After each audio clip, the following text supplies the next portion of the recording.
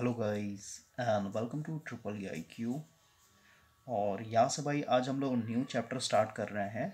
Chapter number 14 AC parallel circuit. और इस particular lecture में हम लोग क्वेश्चन नंबर 1 से लेकर 20 तक कवर कर लेंगे। अभी एसी पैरेलल सर्किट के ऊपर ऑलरेडी मैंने आपको एक इंट्रोडक्शन वीडियो दिया था जब हम लोग रेजोनेंस पढ़ रहे थे भाई। तो रेजोनेंस में आपको पैरेलल रेजोनेंस भी पढ़ना था, है ना। तो उस टाइम में मैंने आपको ऑलरेडी एक इंट्रोडक्शन वीडियो दिया है जिसमें हम लोगों ने पैरेलल सर्किट के लिए रेजोनेंस वाला भी कंडीशन देख रखा है। तो अभी सबसे पहले उस लेक्चर को वॉच करना है, उसके बाद फिर आपको एमसीक्यू स्टार्ट करना है। और मैंने आपको ऑलरेडी बताया था उस पर्टिकुलर लेक्चर में कि एसी पैरेलल सर्किट को सॉल्व करने का 4 मेथड होता है: phasor algebra, phasor diagram, impedance method और एडमिटेंस मेथड। और सबसे बेस्ट होता है हम लोग का एडमिटेंस मेथड। क्लियर हो गया क्यों होता है ऐसा सब मैंने आपको रीजन उसमें बताया था। अभी हम लोग एमसीक्यूज को स्टार्ट कर रहे हैं।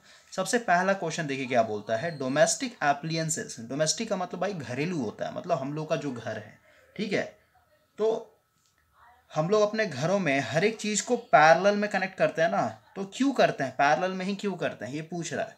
तो इसका आंसर हो जाएगा सेकंड, ठीक है। इस आंसर को पढ़ने से पहले यहाँ पे मैं आपको एक्सप्लेनेशन देता हूँ। जैसे मान लेते हैं आप बल्ब, दो बल्ब खरीद के ला रहे हैं भाई, ठीक है। एक है बल्ब मेरा B1 और एक मेरा बल्ब है B2 और दोनों का रेटिंग सेम है। ये भी आपका 200 वोल्ट पे 100 वॉट पावर कंज्यूम करेगा, ये भी आपका 200 वोल्ट पे 100 वॉट पावर कंज्यूम करेगा। क्लियर हुआ। और ये मान लेते हैं आपका घर है और इस घर में मान लेते हैं 2 रूम है।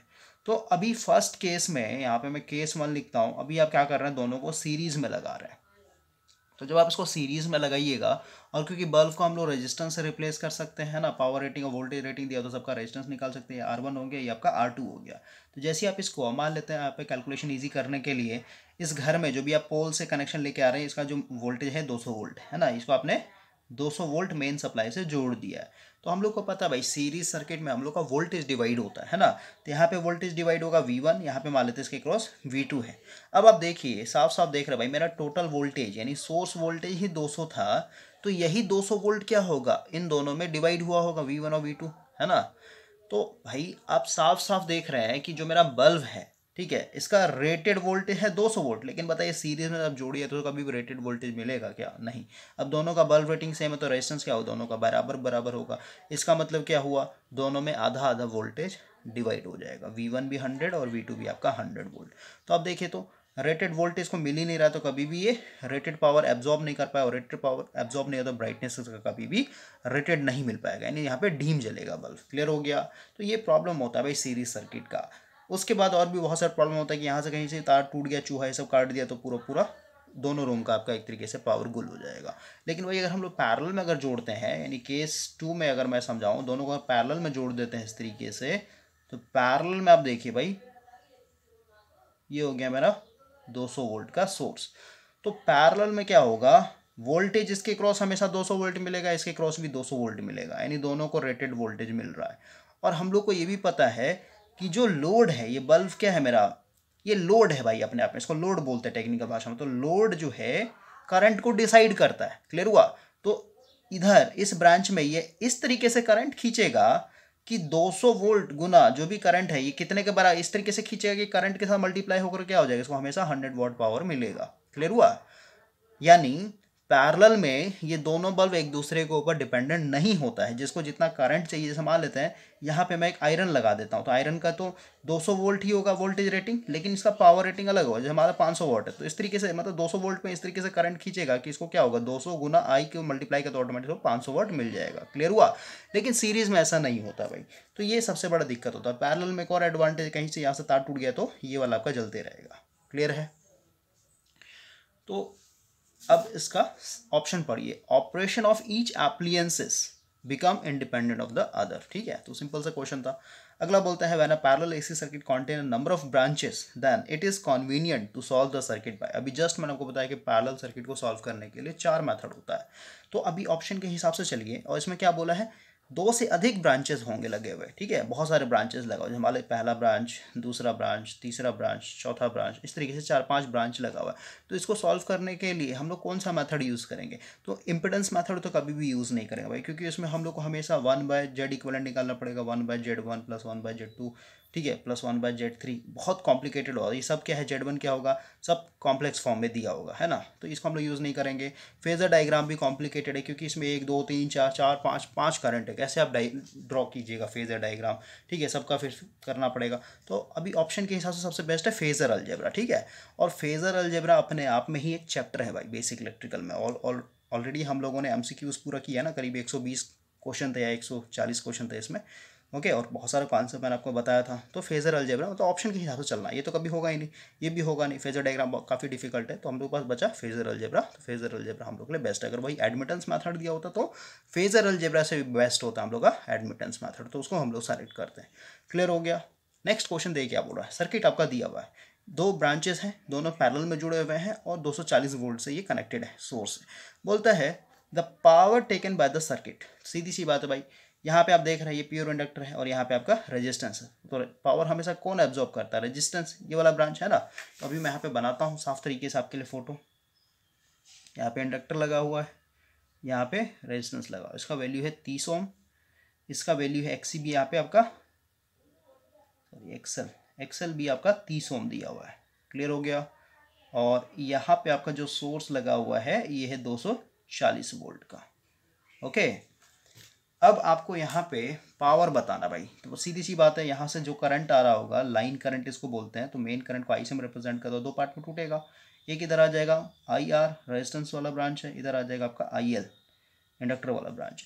तो यहाँ पे आपका एक तरीके से पावर एब्जॉर्ब होगा, रेजिस्टेंस में पावर एब्जॉर्ब, तो जो भी पावर एब्जॉर्ब होगा ये क्या होगा, I²R, है ना। या फिर कहीं आप ये भी लगा सकते हैं VI cos phi, लेकिन इसमें आपको फिर cos phi निकालना पड़ जाएगा, तो हम लोग के लिए ये ईजी है। तो अभी देखिए यहाँ पे करंट कौन सा आएगा, IR।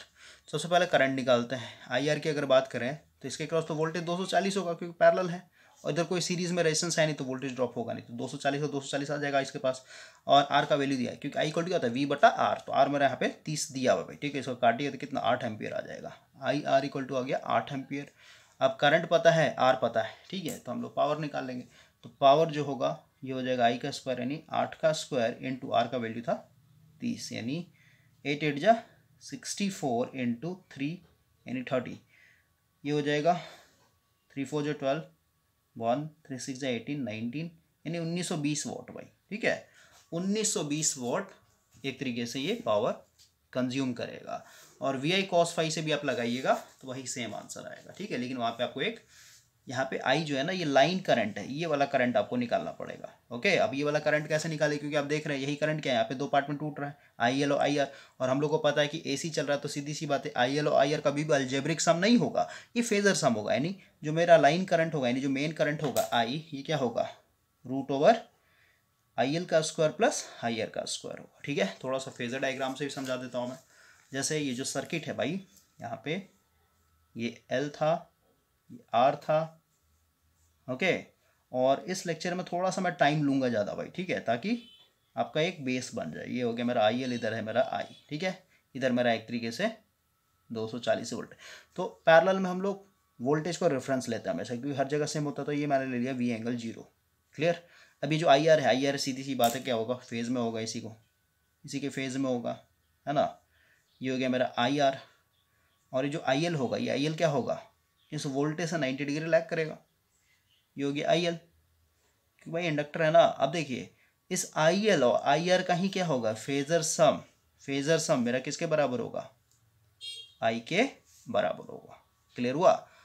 और ये वोल्टेज V∠0 पे, तो सीधी सी बात है ये एंगल क्या होगा, यहाँ पे करंट का मान लेते हैं एंगल थीटा है, तो ये I एंगल थीटा हो जाएगा। थीटा किस में, माइनस में, क्योंकि हम लोग इसको काउंटर क्लॉकवाइज लेकर के चल रहे हैं, ठीक है। सॉरी क्लॉकवाइज चल रहा है तो माइनस लेके चलता है भाई। अब देखिए थोड़ा सा और मैं आपको कॉन्सेप्ट देता हूँ। ये जो I है यानी जो मेरा लाइन करंट है, फिर कहीं जो मेरा मेन करंट है यहाँ से जो चल रहा है, आप कहेंगे इस तरीके से कहेंगे, ये अगर आगे जाके 2 पार्ट में टूट रहा है, एक IR और एक IL, ठीक है। फिर कहिए I जो है यानी जो मेरा मेन करंट जो है, ये अपने आप में एक वेक्टर क्वांटिटी है भाई, ठीक है। और ये वेक्टर क्वांटिटी क्या है, 2 कंपोनेंट से मिलकर के बना हुआ है। एक इसका x कंपोनेंट है जिसको हम लोग IR बोल रहे हैं, फिर इसी IR को हम लोग क्या लिख सकते हैं, I cos phi। अब ये phi क्या होगा, phi इक्वल टू क्या होगा, थीटा के बराबर हो जाएगा। समझ रहे बात को भाई, थीटा लिखे phi लिखे कोई मतलब नहीं है, ठीक है। यानी जो IR है यानी रियल पार्ट, इसे कहिए एक्टिव कंपोनेंट इसको बोलते हैं भाई, ठीक है। आई आर इक्वल टू क्या हो जाएगा, आई कॉस फाई के बराबर हो जाएगा, और इसका दूसरा जो होगा इमेजिनरी पार्ट क्या हो जाएगा, आई साइन फाई के बराबर, ठीक है, जो कि आई एल के बराबर होगा। क्लियर हो गया। इसको हम बोलते हैं active component of the current, उसको बोलते हैं reactive component of the current. क्यों बोलते हैं एक्टिव, क्योंकि जब आप एक्टिव पावर पढ़िएगा वी आई कॉस फाई, तो देख रहे हैं ये आई कॉस फाई जो है ना, ये क्या है, एक तरीके से ये एक्टिव कंपोनेंट है करंट का, ठीक है, और वोल्टेज के साथ मल्टीप्लाई होकर क्या दे रहा है आपको, एक्टिव पावर दे रहा है। और वही अगर हम रिएक्टिव पावर की बात करें तो वी आई साइन फाई होता है भाई, ठीक है, यानी ये रिएक्टिव पार्ट है करंट का, और वोल्टेज के साथ मल्टीप्लाई होकर के ये क्या कर रहा है, एक तरीके से रिएक्टिव पावर आपको दे रहा है। क्लियर हो गया। नेक्स्ट क्वेश्चन के ऊपर आता है, तो इस तरीके से आपको समझना है। तो वही पूछा भाई द 4th नंबर में the active component of the line current. तो अभी जस्ट मैंने आपको समझा, ये मेरा लाइन करंट था और इसका ये एक्टिव कंपोनेंट है, फिर रियल पार्ट बोलता तो आई आर होता, ठीक है, और आई आर क्या है, आई कॉस फाई के बराबर है, और आई आर अभी जस्ट हम लोगों ने निकाल लिया है ना, ये 30 था, यहाँ पे वोल्टेज एक तरीके 240 था, तो आई आर अभी जस्ट निकाला ना 8 एम्पीयर के बराबर, समझ गया, यही क्या हो जाएगा, आई कॉस फाई के बराबर, यानी active component of the line current हो जाएगा। क्लियर, तो 8 एम्पीयर हो जाएगा। और यहाँ पे अगर पूछता लाइन करंट बताओ, लाइन करंट, ठीक है, तो लाइन करंट क्या होता है, रूट ओवर, क्योंकि भाई इसमें आप चलेंगे ट्रायंगल में तो क्या करना पड़ेगा, वही है, अब बेसिक बच्चे तो थोड़ी ना बताऊंगा मैं, क्या हो जाएगा आपका, ये हो जाएगा आई R square plus I L square, है ना, तो आई आर कितना है 8 एम्पेयर का स्क्वायर प्लस आई एल निकाल लीजिए, यहाँ पे आपका एक्सएल का वैल्यू दिया होता है, भी 30 ओम था, समझ गए, तो ये भी क्या हो जाएगा, यहाँ पे आई एल अगर मैं निकालूँ, इस इंडक्टर वाले ब्रांच में कितना करंट होगा, तो वोल्टेज 240 का 40 होगा पैरेलल में, और ये 30, तो ये भी क्या हो जाएगा 8 एम्पीयर हो जाएगा। क्लियर हुआ, तो ये भी क्या हो जाएगा 8 एम्पीयर का स्क्वायर ओवरऑल रूट हो जाएगा। तो यहाँ से आई जो है यानी लाइन करंट यानी मेन करंट जो है आपका आ जाएगा रूट ओवर 8 का स्क्वायर यानी 64 प्लस 8 का स्क्वायर यानी 64, यानी कितना आ जाएगा ये 11.31 एम्पीयर। क्लियर है, ठीक है, तो ये मैंने आपको एक्स्ट्रा बता दिया है। नेक्स्ट क्वेश्चन देखिए क्या बोलते हैं, power factor of the circuit shown in the figure, यानी इसी वाले सर्किट के लिए अब आपको पावर फैक्टर बताना भाई। ओके, तो पावर फैक्टर के लिए आप बहुत सारा लगा सकते हैं, cos phi equal to R by Z भी लगा सकते हैं, या फिर कहिए आपने ऑलरेडी एक्टिव पावर निकाल रखा है ना, पावर यहाँ पे जो कंज्यूम हो रहा था 1920 वाट, यही वाला लगा लेते हैं, power equal to V I cos phi.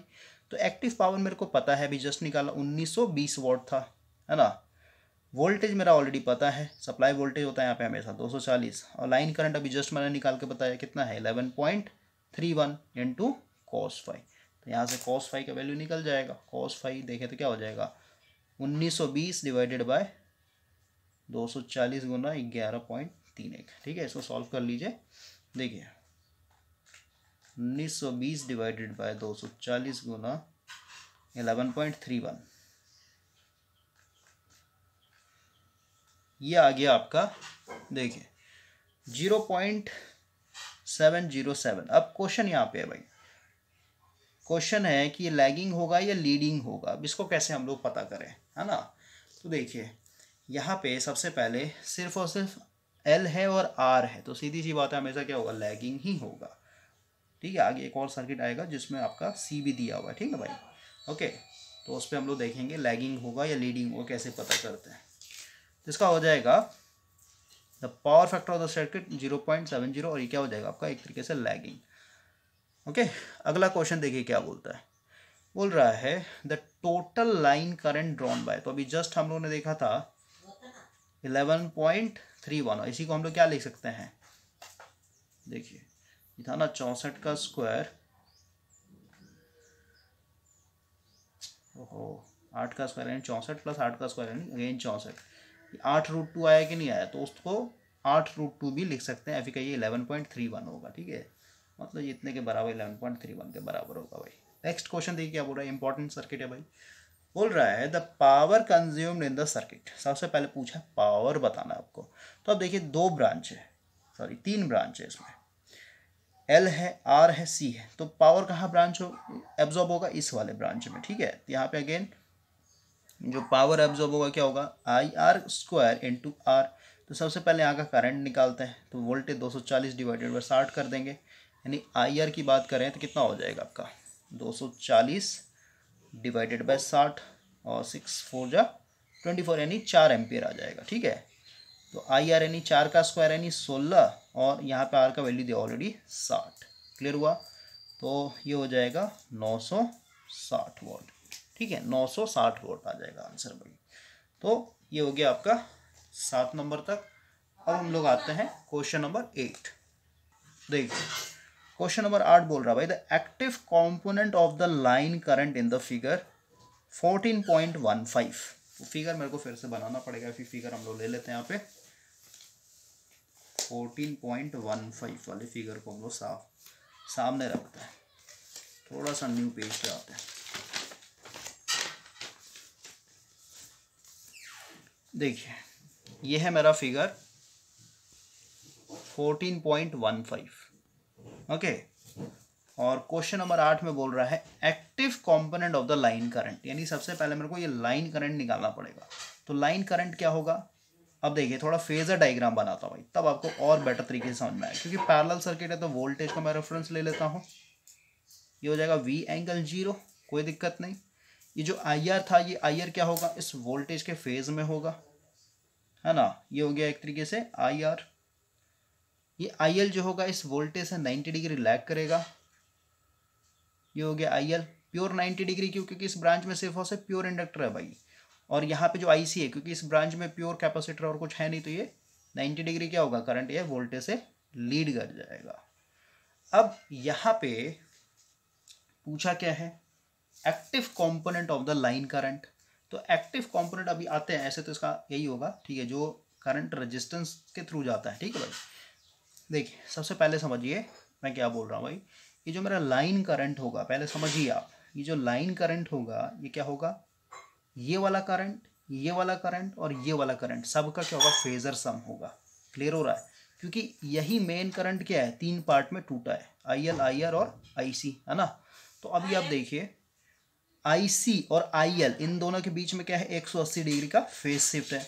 तो 180 डिग्री का फेज शिफ्ट है, सीधी सी बात है, दोनों क्या होगा? अल्जेब्रिक सब्ट्रैक्ट हो जाएगा भाई। ठीक है, समझ में आया? सिंपल सब्ट्रैक्शन जो करते हैं वैसे सब्ट्रैक्शन हो जाएगा। लेकिन मेरे को इसका मैग्नीट्यूड चाहिए ना, समझ गए? ये कितना वैल्यू है, इसका कितना वैल्यू है, तो हम लोग को पहले निकालना पड़ेगा। अगर हम लोग IC की अगर बात करें तो IC की अगर बात करें तो IC इक्वल टू क्या होगा? Voltage divided by XC। Voltage मेरा हर जगह 240 ही होगा, क्योंकि पैरेलल है, इधर कोई सीरीज में है नहीं, तो वोल्टेज ड्रॉप होगा नहीं, है ना। तो ये जगह 240 डिवाइडेड बाय XC का वैल्यू कितना रख दूं? 80 दिया हुआ है आपका, यहाँ पे देख रहे हैं 80 दिया हुआ है, कितना हो जाएगा? 3 एम्पियर। क्लियर हुआ? वही अगर मैं IL की अगर बात हो, IL इक्वल टू क्या again? Voltage divided by XL, यानी 240 डिवाइडेड XL का वैल्यू कितना है यहाँ पे? 40 ओम दिया हुआ है, 40 कर लेंगे तो ये कट जाएगा, यानी 6 एम्पियर। अब मुझे बताइए एक चीज़ बताइए, ये 3 एम्पियर है, XC 3 एम्पियर है, IL मेरा 6 एम्पियर है, इसको थोड़ा सा मेरे को बड़ा करना पड़ेगा और, ठीक है, फेजर को थोड़ा बड़ा बनाना पड़ेगा। ठीक है, ये मैग्नीट्यूड को बताता है। तो ओवरऑल आपको ये क्या मिलेगा? ये दोनों तो माइनस हो गया, यानी 6 में से 3 जाएगा तो 3 ही एम्पियर बचेगा, लेकिन किसका इफेक्ट बचेगा? IL का बचेगा, क्योंकि बड़ा है एक तरीके से। ठीक है, तो ओवरऑल जो मेरा फेजर सम था, मतलब जो फेजर डायग्राम था, V∠0 ऐसे का ऐसा ही रहेगा। जो फेजर मतलब जो IR था ये ऐसे का ऐसे ही रहेगा। और ओवरऑल क्या हो जाएगा? IL थोड़ा सा छोटा हो जाएगा और IL 3 एम्पियर के बराबर हो जाएगा। क्लियर हो गया? और इन दोनों का अब जो है ना फेजर सम, ये हो गया मेरा एक तरीके से लाइन करंट। क्लियर हुआ? और आप कह सकते हैं ये जो मेरा लाइन करंट है, ये जो लाइन करंट है भाई, ये एक वेक्टर है और ये 2 कंपोनेंट से मिलकर के बना हुआ है। एक इसका हो गया IR, जिसको हम लोग बोल रहे हैं एक तरीके से I cos phi, यानी एक्टिव कंपोनेंट, और एक हो गया ये I sin phi, जो कि हो गया इसका IL, जो कि 3 एम्पियर के बराबर है। क्लियर हुआ? तो एक्टिव कंपोनेंट पूछा है आपसे, तो active component I cos phi जो कि IR के बराबर होगा, और IR ऑलरेडी हम लोगों ने निकाल रखा है यहाँ पे। IR अभी जस्ट निकाला ना भाई, 4, ठीक है, 4 एम्पियर। कैसे निकालेंगे? ऐसे कर लीजिए। ठीक है, IR इक्वल टू क्या है? वोल्टेज 240 डिवाइडेड बाय 60 करेंगे तो ऑटोमेटिक 4 एम्पियर के बराबर हो जाएगा। क्लियर? यही पूछा था आपका, लेकिन मैंने एक्सप्लेन किया थोड़ा सा कि एक्टिव कंपोनेंट होता क्या है। तो इसका हो जाएगा 4th। नेक्स्ट क्वेश्चन देखिए, बोलते हैं line current drawn by the circuit. अभी just line current phasor diagram मैंने आपको समझा दिया। लाइन करंट क्या होगा बताइए? लाइन करंट जो होगा ये हो जाएगा आपका √/IR का स्क्वायर प्लस, अब इसको मैं पूरा टेक्निकल से लिखता हूँ क्योंकि ये वाला हम लोग का मेन फेजर डायग्राम, इसको हम लोग लिखेंगे IL - IC का स्क्वायर। समझ में आया? क्योंकि मैंने यहाँ पे तो मैनुअली माइनस किया है ना फेजर डायग्राम बना करके। आप फेजर डायग्राम नहीं बना चाहिए, हमेशा फॉर्मूला लगाएंगे एक तरीके से, IL में से IC घटेगा जो भी होगा। तो ओवरऑल क्या आ गया मेरा,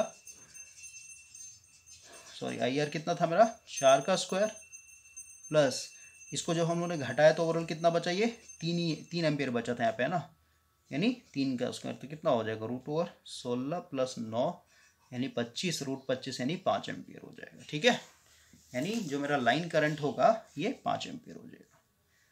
नेक्स्ट क्वेश्चन देखिए क्या बोल रहा है, the power factor of the circuit. Power factor पूछा भाई, ये जो सर्किट है इसका आपसे पावर फैक्टर पूछ रहा है। तो पावर फैक्टर हम लोग को ऑलरेडी पता है, लाइन करंट और वोल्टेज पता है। देखिए पावर फैक्टर यानी क्या पूछा, पावर फैक्टर पूछा ना, cos फाई इक्वल टू क्या कर सकते हैं, R/Z कर सकते हैं, या फिर आपने एक्टिव पार्ट ऑलरेडी निकाल रखा है ना, एक्टिव पावर कंजम्पशन ऑलरेडी निकाल रखा है। क्वेश्चन नंबर 7 देखिए भाई, क्वेश्चन नंबर 7 में यही पूछा था ना, power consumed in the circuit. तो हम लोगों ने 960 वाट है ना, तो ये भी आप लगा सकते हैं, या फिर कहिए power equal to VI cos phi भी लगा सकते हैं। लाइन करंट ऑलरेडी पावर कितना था 960 वाट आया था, वोल्टेज कितना है 240, लाइन करंट कितना है, अभी जस्ट आपने 5 एम्पियर निकाला है, और ये हो जाएगा आपका cos फाई है ना। तो cos फाई इक्वल टू क्या हो जाएगा, यहाँ पे लिखता हूँ cos phi equal to power यानी 960 divided by volt into current, यानी वोल्टेज था मेरा 240 गुना करंट था मेरा 5, तो 1 0 से 1 0 कट जाएगा, तो डायरेक्ट कैल्सियम में डाल देता हूँ, ना टाइम पास नहीं करेंगे। 960 डिवाइडेड बाय 240 गुना 5, ये आ गया 0.8। क्लियर है, 0.8। लेकिन अब क्वेश्चन आता है लैगिंग होगा या लीडिंग होगा, है ना। सबसे पहले 0.8, अब यहाँ पे ऑप्शन भी देगा, ठीक है, ये तो ऐसे ही दिया हुआ ऊपर ऊपर, लेकिन आपको पता होना चाहिए कि लैगिंग हुआ है लीडिंग हुआ। तो समझिए, जो मेरा कैपेसिटिव रिएक्टेंस के चलते हैं, जो कैपेसिटर लगा हुआ था वो करंट कितना ले रहा था लीडिंग में, ये ले रहा था 3 एम्पियर, और जो इंडक्टर लगा हुआ था ये कितना करंट ले रहा था, ये 6 एम्पियर। तो बताइए बड़ा कौन हुआ, कौन सा, या फिर कहिए नेट फेजर डायग्राम देखिए भाई, नेट फेजर डायग्राम आपका IL ही बचा ना, क्योंकि IC को ये IL खा गया एक तरीके से, क्योंकि काफ़ी ज़्यादा ताकतवर था, ये 6 एम्पियर था, ये 3 एम्पियर था, तो सीधी सी बात है इसका नेट कितना बचा, 3 एम्पियर बचा है ना। तो फेजर डायग्राम देखिए, ये IR था, ये IL था, देखो फेजर सम, तो वोल्टेज मेरा क्या V∠0 पे, तो करंट देखे तो ऐसे आप आ रहे हैं एक तरीके से, यानी वोल्टेज देखिए ना, रेस देखे ना, ऐसे देखिए ना इसको, रेस को, तो वोल्टेज आगे भाग रहा है कि नहीं भाग रहा है एज कम्पेयर टू करंट ना। तो सीधी सी बात है, लाइन करंट क्या है, वोल्टेज से पीछे है, कितना एंगल पीछे, तो मान लेते हैं 5 एंगल पीछे है, यानी करंट जो है मेरा एक तरीके से लैग हो रहा है। लैग हो रहा है इसका मतलब क्या है, जो पावर फैक्टर होगा मेरा ये लैगिंग नेचर का होगा, ये होगा लैगिंग। क्लियर। नेक्स्ट क्वेश्चन देखिए, बोलते हैं इम्पिडेंस ऑफ द सर्किट। अब इम्पिडेंस पूछा है भाई, इसी सर्किट का, इस सर्किट का इम्पिडेंस पूछा है। तो इम्पिडेंस देखिए, इम्पिडेंस कैसे निकालेंगे, Z इक्वल टू पता है V/I, तो वोल्टेज मेरे को पता था सप्लाई वोल्टेज कितना, इतना, लाइन करंट अभी जस्ट निकालिए 5, इसको आप काट दीजिए, आ जाएगा आंसर 240 डिवाइडेड बाय 5 48, ठीक है, यानी 48 आ जाएगा। क्लियर, 48 ओम्स, ये हो गया इम्पिडेंस। नेक्स्ट क्वेश्चन देखिए, बोलते हैं circuit shown in the figure, यानी यही वाला सर्किट है 14.15, ठीक है, बोलता है इज क्या होगा। तो अभी जस्ट मैंने आपको फेजर डायग्राम बताया, नेट फेजर डायग्राम बताया, क्या इंडक्टिव सर्किट है एक तरीके से। ओके, तो ये हो जाएगा third answer, inductive circuit. 12 number, अब 13 नंबर पे आते हैं। देखिए क्या बोलते हैं, थोड़ा सा पेज चेंज करता हूँ भाई, और इसी वाले फिगर में आना है। बोलता है if in the figure XL is made equal to XC then the line current will be, देखिए XL और XC बराबर हो गया, फिगर थोड़ा सा बताता हूँ, और ऑलरेडी बताया भाई इस लेक्चर में थोड़ा सा मैं टाइम लूँगा, ठीक है, ताकि जो वीक स्टूडेंट है ना उनको समझ में आए। देखिए 3 ब्रांच था, L था, R था, यहाँ पे C था, ठीक है, L है, L के चलते XL आ रहा है, ये R है, ये XC है। बोला यहाँ पे XL बराबर हो जाए XC के, तो मान लेते भाई XL बराबर हो गया XC के, तो सीधी सी बात है यहाँ पे जो करंट होगा, यानी जो IL होगा, ये मस्ट भी इक्वल टू क्या हो जाए IC के बराबर, क्योंकि भाई IL है क्या, IL इक्वल टू कुछ नहीं, वोल्टेज डिवाइडेड बाय XL है, समझ में आया। तो वोल्टेज 240, XL मान लेते हैं आपका 30, अपने हिसाब से बता रहा हूँ। और भाई IC की बात करें तो IC भी क्या होगा, V डिवाइडेड बाय XC, तो इसके अक्रॉस वोल्टेज 240 डिवाइडेड XC 30, ये भी 30 बराबर है, तो दोनों करंट सेम होगा। समझ के बात को, दोनों करंट सेम हो तो फेजर डायग्राम देखिए कैसा बनेगा, ये हो गया मेरा V∠0, ये हो जाएगा मेरा IR, ये हो जाएगा मेरा IC, ये हो जाएगा मेरा IS, और दोनों एक दूसरे के बराबर हैं तो ये दोनों कैंसिल हो जाएगा। तो ओवरऑल क्या बचेगा, ये प्योर रेजिस्टिव सर्किट बनेगा। यानी यहाँ पे आप कह सकते हैं, अगर इसको और अरेंज करके लिखूँ, मैं और अरेंज करके लिखूँ सर्किट को, तो ऐसे कह सकता हूँ मैं, R को आगे लगा देते हैं, ये हो गया L और ये हो गया आपका C। तो देखिए इसमें भी करंट आ रहा है, करंट कितना आएगा, करंट कितना आएगा 8 एम्पियर, ये भी आपका 8 एम्पियर, यानी दोनों में करंट आएगा 8 एम्पियर, ये भी आएगा 8 एम्पियर, इसमें भी 8 एम्पियर आएगा। लेकिन इधर जो करंट आएगा ना, यहाँ पे देखेंगे तो यहाँ पे नेट करंट 0 होगा। क्यों? क्योंकि भाई ये 8 एम्पियर और ये 8 एम्पियर दोनों के बीच में कितने का फेज डिफरेंस है, 180 डिग्री का। ठीक है, और इसका मतलब क्या है, जब दोनों का फेजर सम कीजिएगा तो ओवरऑल क्या हो जाएगा, इधर नेट करंट आपको 0 देखने को मिलेगा। इसका मतलब इधर करंट अगर 0 है, इधर अगर करंट 0 है, इसका मतलब क्या है, इधर वाला पूरा सर्किट क्या हो गया, ओपन हो गया, इधर कोई करंट आ ही नहीं रहा है। तो नेट सर्किट मेरा क्या बचेगा, इस तरीके का ये सर्किट बचेगा मेरा, यानी प्योर रेजिस्टिव हो जाएगा। क्लियर हो रहा है? और ऑलरेडी मैंने आपको भाई पैरेलल रेजोनेंस का वीडियो दिया था, उसमें बताया ये सब। ओके, तो ये सब क्वेश्चन में दिक्कत नहीं होना चाहिए। तो क्वेश्चन नंबर 13 में देखिए क्या बोलता है, इफ फिगर इतना एक्सएल और एक्सी बराबर हो जाए then the line current will be. तो लाइन करंट क्या हो जाएगा, जो यहाँ से लगा लीजिए, यानी जो IR का वैल्यू वही लाइन करंट क्या हो जाएगा, वोल्टेज 240 ही रहेगा डिवाइडेड बाय रेजिस्टेंस। रेजिस्टेंस का वैल्यू कितना था इसमें, रेजिस्टेंस का वैल्यू इसमें था 60। ओके, तो 60 से डिवाइड कर देंगे तो ओवरऑल कितना हो, 64, यानी 4 एम्पियर हो जाएगा। ठीक है, 4 एम्पियर भाई। नेक्स्ट क्वेश्चन के ऊपर आता है, बोलते the power consumed in the, अब सर्किट चेंज हो गया है। ठीक है, अब नया सर्किट आ गया 14.16 ये वाला। बोलते the power consumed in the circuit shown in the figure. तो देखिए अगेन,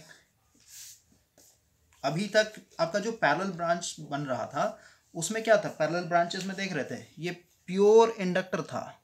ठीक है, ये प्योर रजिस्टर था, ये प्योर कैपेसिटिव रिएक्टेंस था। लेकिन अब देख रहे हैं, अब आपका दो पैरेलल ब्रांच दिया हुआ, इसमें क्या है, ये R है, XL है, ये R है, XC है, समझ गए। तो इसमें देखिए सबसे पहले यहाँ पे R है ना, तो ये पावर एब्जॉर्ब करेगा, और यहाँ पे भी R है, यहाँ पे, यानी दोनों ब्रांच में पावर एक तरीके से एब्जॉर्ब होगा। तो सबसे पहले भाई इस ब्रांच में काम करते हैं, फर्स्ट ब्रांच में। देखिए जो पावर एब्जॉर्ब होगा, एक्टिव पावर ही एब्जॉर्ब होता है, power equal to VI cos phi. और क्योंकि ये देख रहे हैं आपका ये प्योर रेजिस्टिव नहीं है, ये RL ब्रांच है, समझ गए, R भी है, L भी है एक तरीके से, और ये क्या है, RC ब्रांच है। तो सबसे पहले मेरे को वोल्टेज तो पता है, जो वोल्टेज यहाँ पे होगा तो वोल्टेज लिख देता हूँ 240।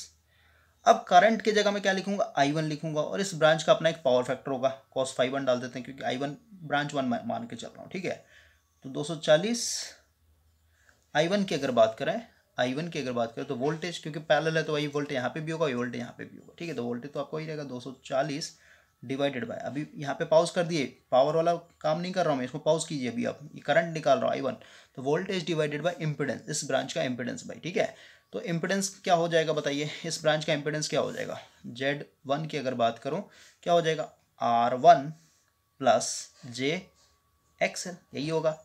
और ये वैल्यू दिया ऑलरेडी, R1 का वैल्यू 4 प्लस J वैसे का वैसे रहेगा, XL इक्वल टू 3 दिया हुआ है। अब बताइए किस फॉर्म में, कॉम्प्लेक्स फॉर्म में। इसको हमें क्या करना पड़ा, फेजर मतलब पोलर फॉर्म में डालना पड़ा, यानी रूट ओवर क्या करना पड़ा, यानी मैग्नीट्यूड 4 का स्क्वायर यानी 16 और 3 का स्क्वायर यानी 9 यानी 25 यानी 5 हो जाएगा। क्लियर हुआ, Z इक्वल टू 5 आ गया। ठीक है, तो यहाँ पे Z1 मतलब ये Z1 लिखे, Z लिखे भाई। ठीक है, तो कितना हो जाएगा 240 डिवाइडेड 5 कीजिए तो कितना आ जाएगा आपका, 5 4 जा 20 और 5 8 जा 48, यानी 48 एम्पियर। देख लेते हैं एक बार, 240 डिवाइडेड बाई 5 48, सही है। यानी मेरे को I1 भी पता चल गया 48। अब cos फाई यानी पावर फैक्टर फर्स्ट ब्रांच का तो क्या होता है, R/Z होता है, तो इसका R का वैल्यू दिया ऑलरेडी 4 और Z अभी जस्ट निकाल लिया हम लोगों ने 5। ठीक है, यहाँ पे हो जाएगा 4/5, मल्टीप्लाई कर लीजिए आप।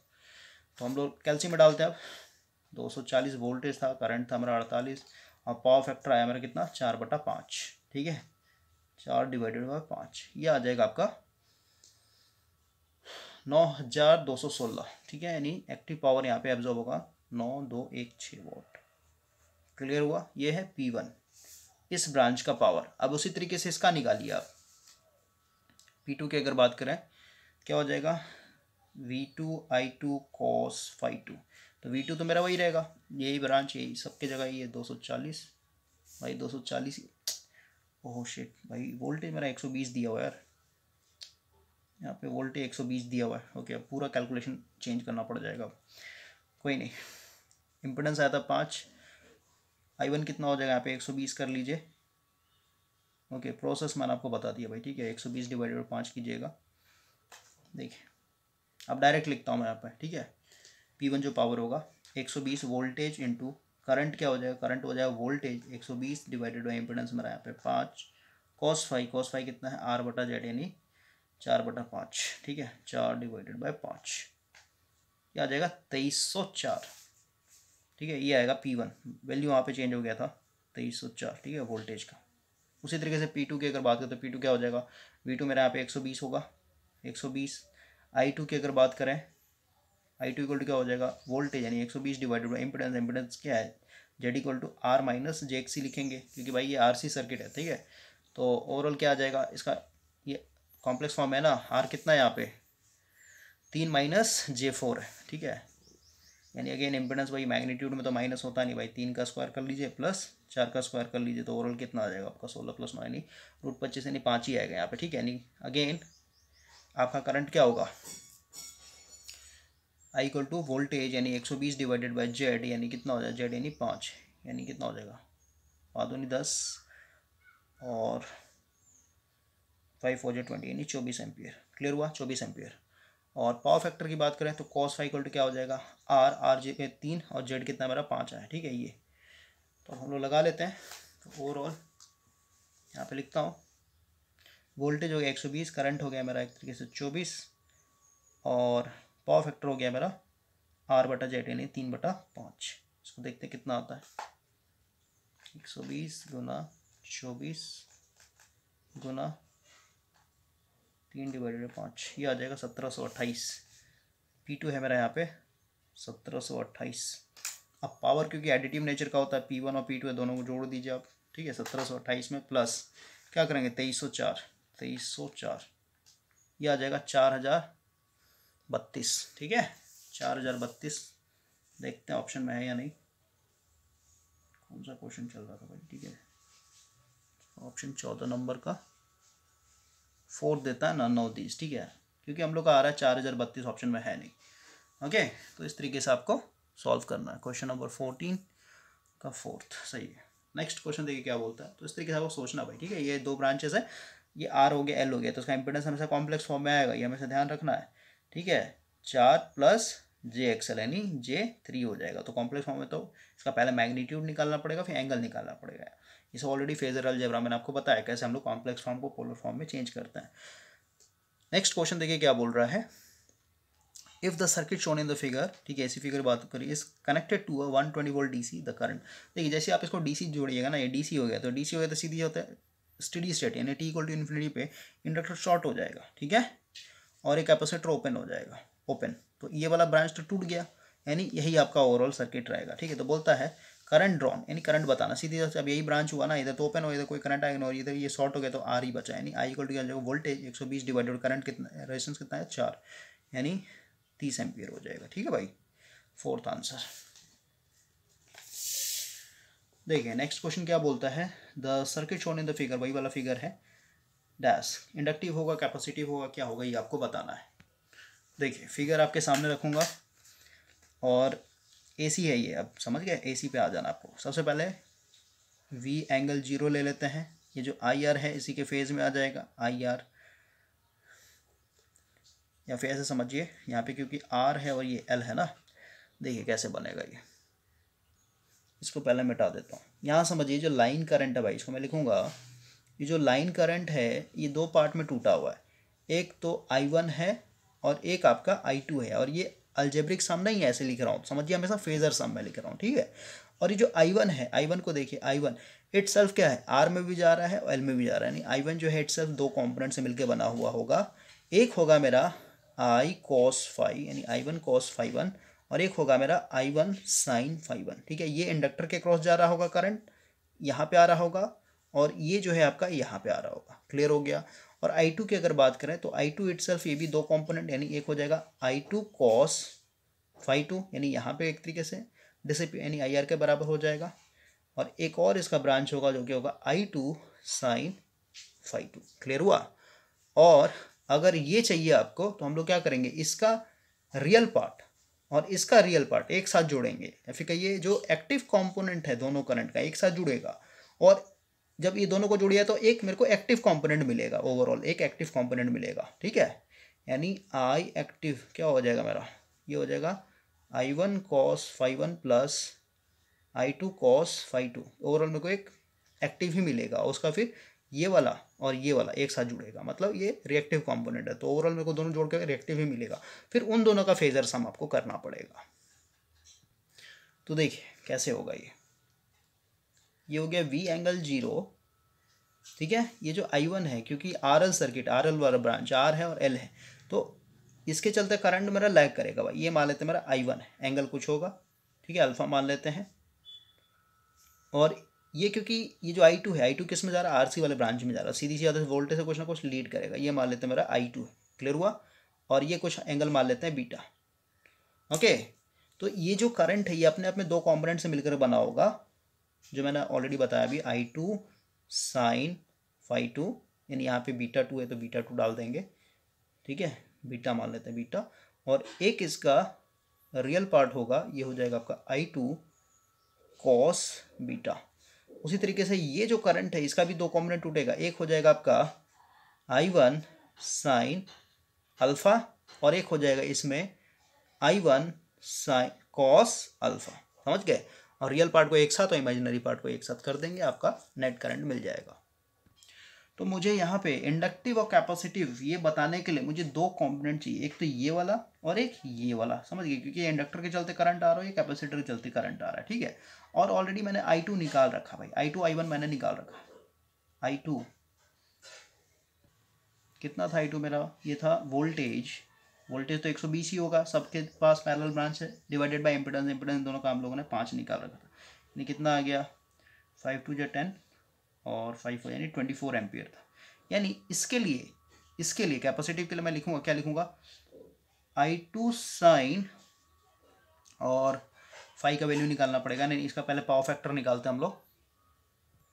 पावर फैक्टर कितना आया था, कॉस फाई टू लिखता हूँ यहाँ पे भाई, कितना था ये R बटा जेड था, R जो कि यहाँ पे 3 था और जेड अभी 5 निकाला। ठीक है, यहाँ से हम लोग फाई निकाल सकते हैं, फाई टू का वैल्यू क्या हो जाएगा, कॉस इनवर्स 3/5, और शिफ्ट कॉस इनवर्स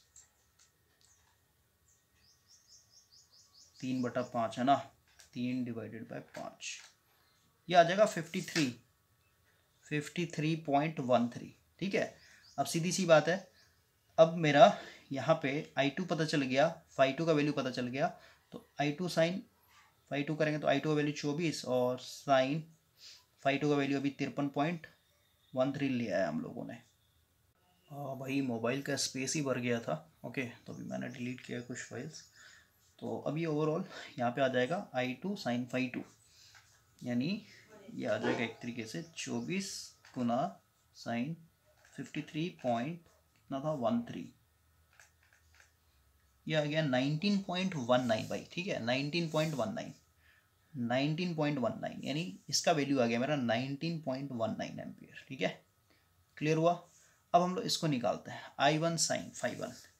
तो देखिए इसमें आ रहा है ना I1, सबसे पहले I1 निकालते हैं हम लोग, है ना, क्योंकि इसके लिए मेरे को I1 चाहिए। तो I1 की अगर बात करें तो वोल्टेज था मेरा 120 डिवाइडेड बाय, यहाँ पे इम्पिडेंस अगेन मेरा 5 ही आया था।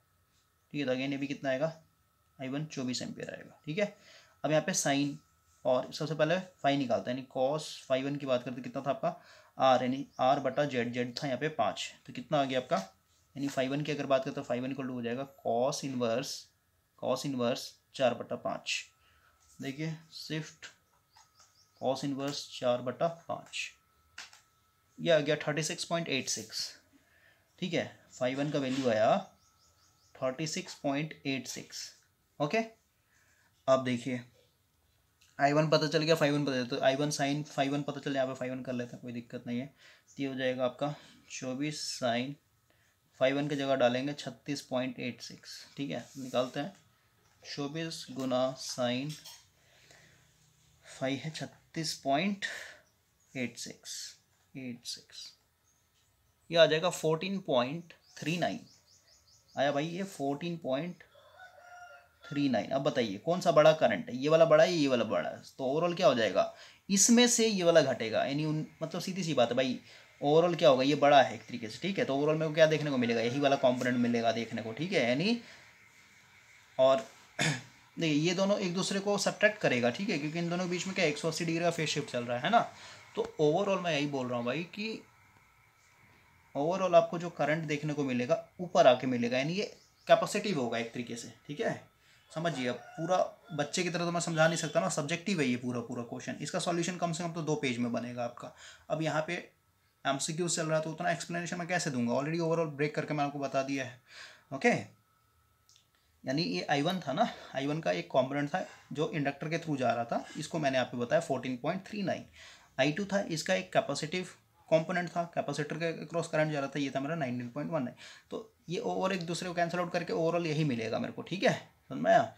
ये हो गया मेरा V एंगल 0, ये हो जाएगा मेरा, यानी ये क्या बता रहा है, मतलब कैपेसिटर एक तरीके से यहाँ पे एग्जिस्ट कर रहा है सर्किट के अंदर, इंडक्टर आपका कैंसिल आउट हो चुका है, तो सर्किट आपका क्या बनेगा, एक तरीके से कैपेसिटिव बन जाएगा। ओके, तो यही था क्वेश्चन नंबर 16 में, ये कैपेसिटिव हो जाएगा भाई। नेक्स्ट क्वेश्चन देखिए क्या बोल रहा है, बोलता है if the source frequency in figure इतना इज लो, देखिए ये वाला नया फिगर आ गया 14.17, अगर इसका फ्रीक्वेंसी कम करेंगे, एफ को कम करेंगे तो क्या होगा।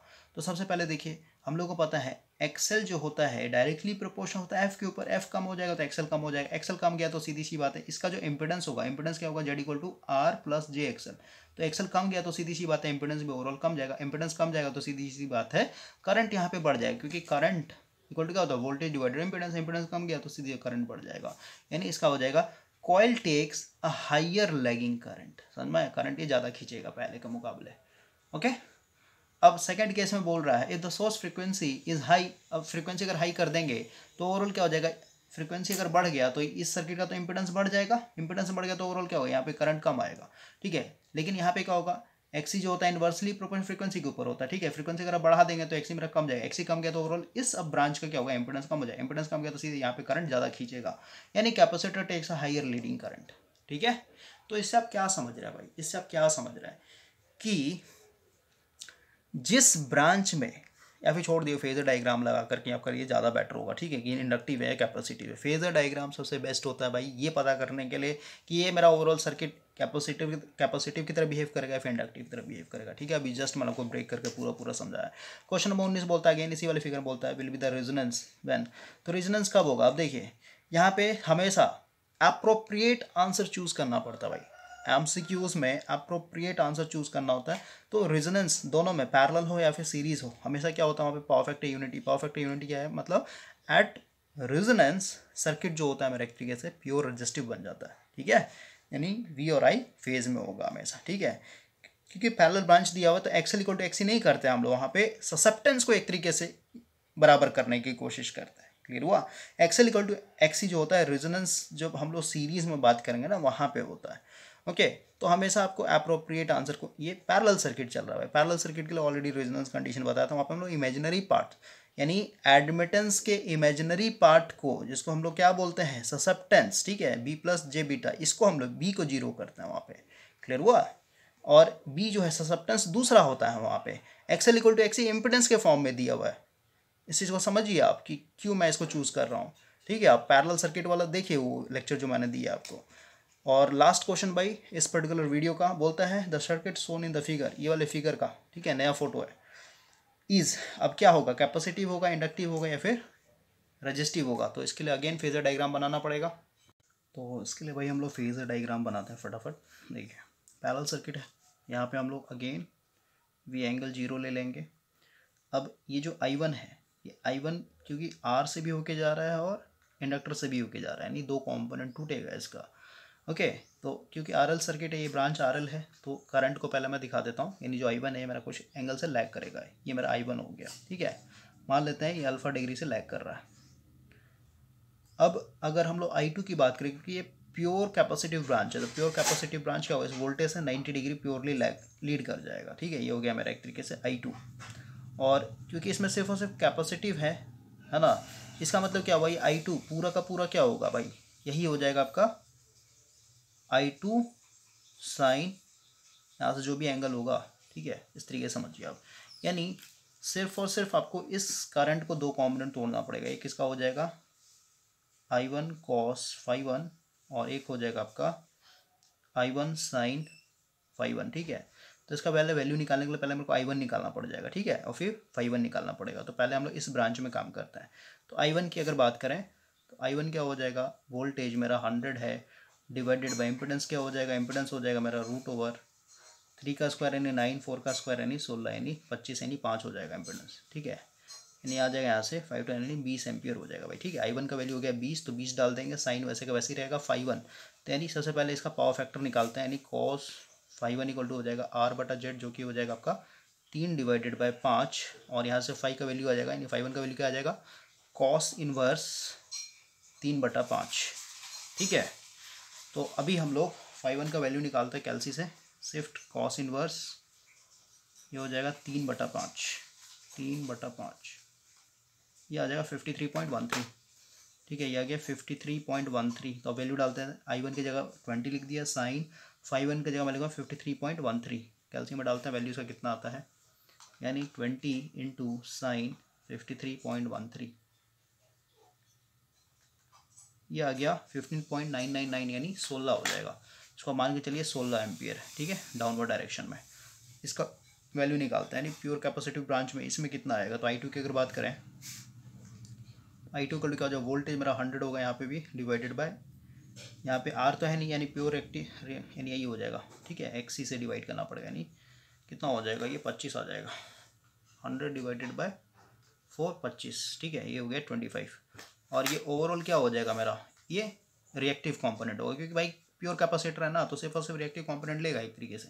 ओके, यानी ये 25 हो गया। अब बताइए कौन सा बड़ा है, ये मात्र 16 है, ये एक तरीके से 25 है, तो ओवरऑल क्या होगा, 25 में 16 घटाएंगे तो ओवरऑल क्या होगा मेरा, एक तरीके से कैपेसिटिव ही ब्रांच रहेगा, यानी V एंगल 0, ये हो गया एक तरीके से I1 cos φ1 का जो एक्टिव कंपोनेंट है वो, और ये मेरा ओवरऑल जो इंडक्टर और कैपेसिटर जो नेट बचेगा वो। ठीक है भाई, ये यानी ओवरऑल क्या होगा मेरा, एक तरीके से ये कैपेसिटिव होगा, सर्किट मेरा कैपेसिटिव होगा। तो इस तरीके से आपको देखना है, यानी अगर शॉर्टकट में कहूँ तो आपको सीधे सीधे इस करंट का जो भी आपका रिएक्टिव कंपोनेंट होगा उसके ऊपर फोकस कीजिए, और इस ब्रांच में जो रिएक्टिव कंपोनेंट होगा करंट का उस पर फोकस कीजिए। दोनों में से देखिए कौन बड़ा है। अगर L का वैल्यू बड़ा आ रहा है, ठीक है, तो ओवरऑल इंडक्टिव होगा, अगर C वाले का बड़ा आ रहा है तो ओवरऑल कैपेसिटिव हो जाएगा। तो ओवरऑल हम लोग का 20 तक क्वेश्चन कवर हो गया है। नेक्स्ट लेक्चर में भाई हम लोग 21 से क्वेश्चन से लेकर 60-70 क्वेश्चन तक मतलब कोशिश करेंगे ज़्यादा से ज़्यादा क्वेश्चन हम लोग अटेंड करें, क्योंकि मेन कॉन्सेप्ट जो था मैंने आपको बता रखा है ऑलरेडी।